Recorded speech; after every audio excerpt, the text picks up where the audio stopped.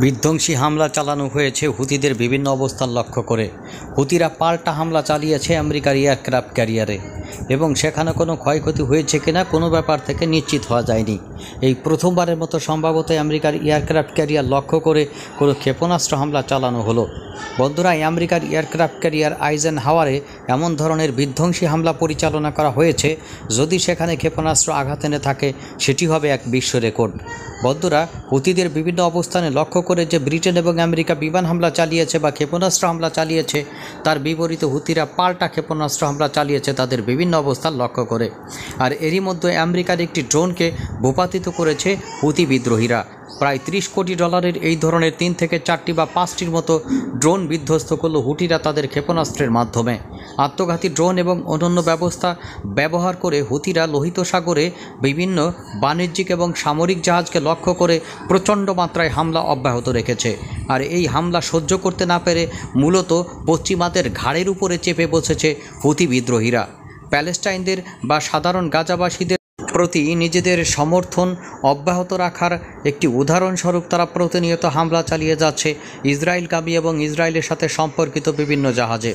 আর এই ধরনের হামলার মাধ্যমে তারা নিশ্চিত করতে চাইছে, যতদিন পর্যন্ত প্যালেস্টাইন এবং সাধারণ গাজাবাসীর উপর হামলা অব্যাহত থাকবে ততদিন পর্যন্ত তারা প্রচণ্ড মাত্রায় হামলা পরিচালনা করতে থাকবে।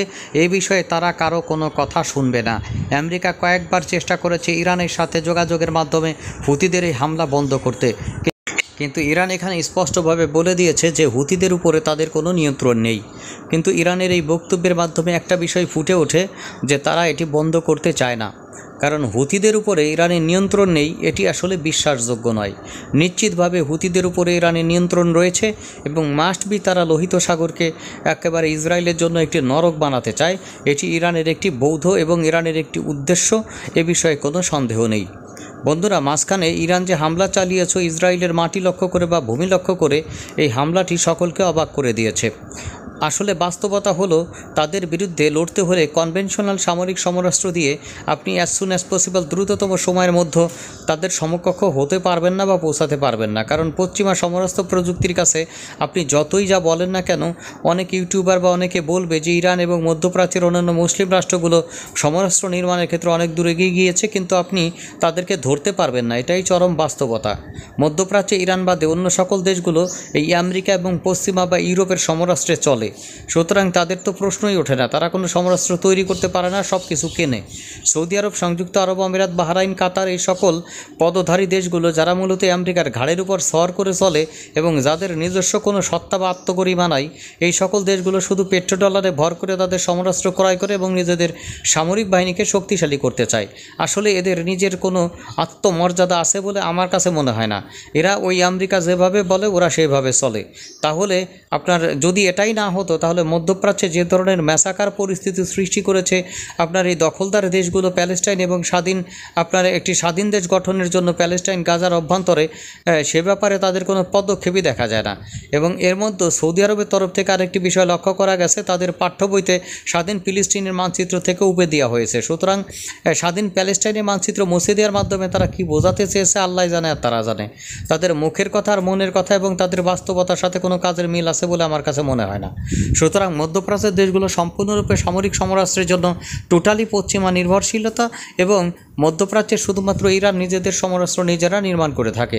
আধুনিক গবেষণা পদ্ধতি অনুসরণ করে ইরান যে সকল সমরাস্ত্র নির্মাণ করে সেটি যুদ্ধক্ষেত্রে মারাত্মক কার্যকরী হলেও সেগুলো পশ্চিমা সমরাস্ত্রের সাথে টিকে থাকতে পারবে না বেশিক্ষণ, এটা মোটামুটি নিশ্চিত। তাই কৌশলগতভাবে এমন কিছু সমরাস্ত্র উদ্ভাবন করতে হবে পুরোপুরি সামগ্রিক ব্যাপারটিকে একটি ব্যালেন্সিং অবস্থায় নিয়ে আসে।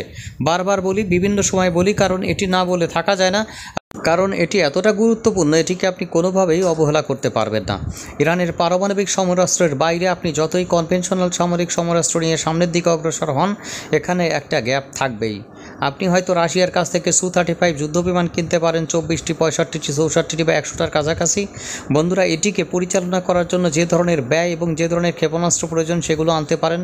তাতে আপনার বিমান হামলার সক্ষমতা বাড়বে, তাতে আপনার ইসরায়েলের অভ্যন্তরে কেন্দ্রস্থলে পারমাণবিক অবস্থান বলেন, সামরিক বেসামরিক অবস্থান বলেন, বিমান ঘাঁটি বলেন, তাদের অন্যান্য ক্ষেপণাস্ত্র ঘাঁটি বলেন বা যে সকল পারমাণবিক ঘাঁটি রয়েছে সেখানেও আপনি হামলা চালাতে সক্ষমতা অর্জন করবেন। কিন্তু দিন শেষে এগুলোকে আপনার সবচেয়ে বড় ধরনের একটি জাম্পিং শক্তি হিসেবে আমি মনে করি না, কারণ আকাশ প্রতিরক্ষা ব্যবস্থা, যুদ্ধ বিমান এগুলো আপনার প্রয়োজন আছে, কিন্তু সবার আগের প্রয়োজন আপনার পারমাণবিক অস্ত্র।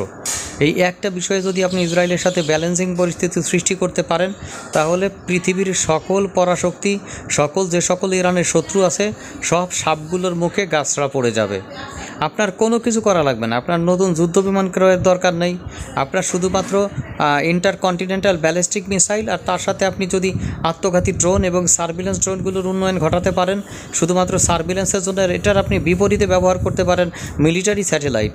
আপনার রাশিয়ার সহযোগিতায় ইরান বর্তমানে মিলিটারি স্যাটেলাইট আকাশে পাঠাচ্ছে, এটি দিয়ে আপনি সার্ভিলেন্স করতে পারেন যে ওদের আপনার সামরিক অবস্থান, ওদের পারমাণবিক অবস্থানগুলো কোথায়।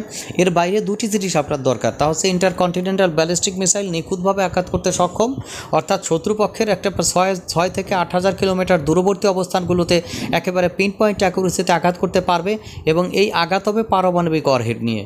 যদি আপনার কাছে পারমাণবিক ওয়ারহেড থাকে, তাহলে আপনার যত বড় শক্তিশালী শত্রু হোক না কেন, সবগুলোর একেবারে জায়গা মতো কঞ্চি সহ বাস ঢুকে যাবে, হাতে হেরিকেন জায়গা মতো বাস। এটি নিয়ে তারা শুধু হাই ইয়ানফসি করবে যে ইরান এখন কি ঘটাইয়া দিল। সুতরাং ইরান যদি তার সর্বশক্তি প্রয়োগ করে কনভেনশনাল সামরিক সমরাস্ত্রগুলো উন্নয়ন ঘটায়, এবং তার পাশাপাশি সে যদি তার পারমাণবিক অবস্থানের উন্নয়ন না ঘটায়, তাহলে সর্বশক্তি প্রয়োগ করে আপনার কনভেনশনাল সামরিক সমরাস্ত্র দিয়ে যে ধরনের নিরাপত্তা ব্যবস্থা বা সার্বভৌম নিরাপত্তা আপনি কমপ্লিট করতে পারবেন বা প্রোটেকশন দিতে পারবেন, শুধুমাত্র তার 4 ভাগের 1 ভাগ এফোর্ট দিয়ে শুধুমাত্র আপনি যদি পারমাণবিক অস্ত্রধারী একটি দেশ হিসেবে নিজেকে ঘোষণা করতে পারেন, তাহলে নিশ্চিতভাবে আপনি এমন অবস্থায় পৌঁছে যাবেন, আপনার যদি কিছুও না থাকে, শুধুমাত্র ইন্টারকন্টিনেন্টাল ব্যালিস্টিক মিসাইল এবং তার সাথে 8 থেকে 10টা বা 20টার মতো পারমাণবিক অস্ত্র, তাহলে আপনার সার্বভৌম নিরাপত্তা একেবারে টোটালি রক্ষিত হয়ে যাবে।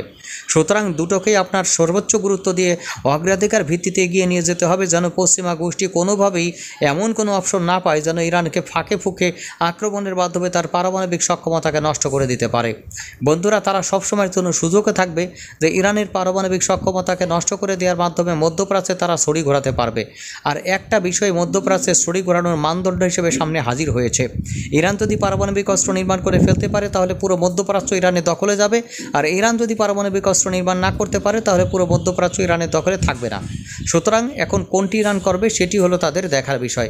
এখন আর কুতকুত খেলার সময় নয়, এখন সরাসরি ঘাবান মারতে হবে। সুতরাং ইরান এখন সরাসরি ঘাবান মারছে, তাদের তথ্যগুলো সেই কথাই বলে।